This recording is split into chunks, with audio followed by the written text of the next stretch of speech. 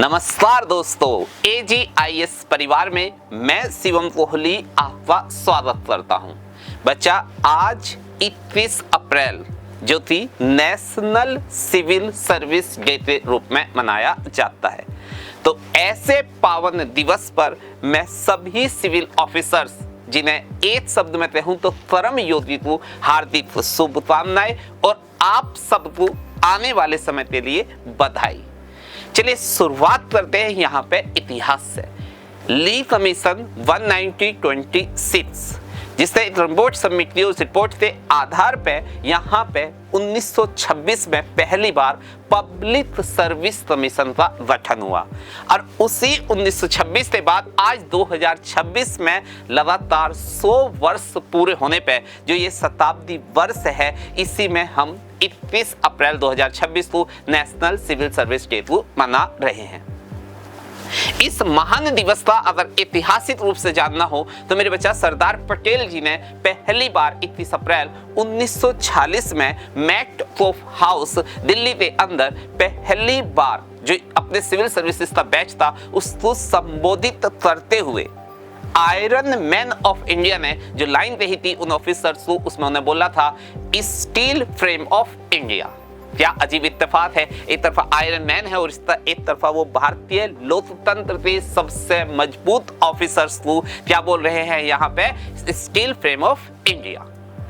और आप आजादी में एक शब्द सुना होगा जिसका नाम है स्वराज, स्वराज। लेकिन उसके आजादी के बाद जो एक वर्ड की जरूरत थी वो था सुशासन, और यही सुशासन आप जैसे कर्मयोगी आने वाले टाइम में उसे रखोगे और देश में रखा है।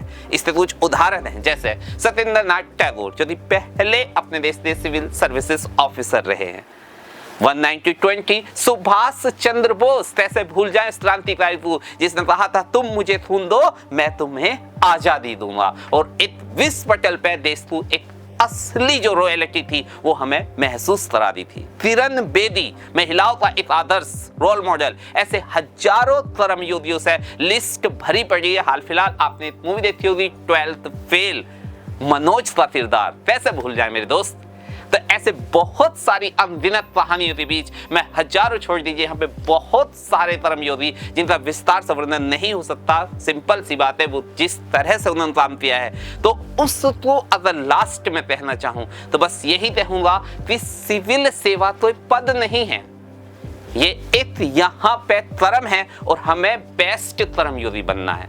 साथ ही साथ कोई ताकत नहीं है।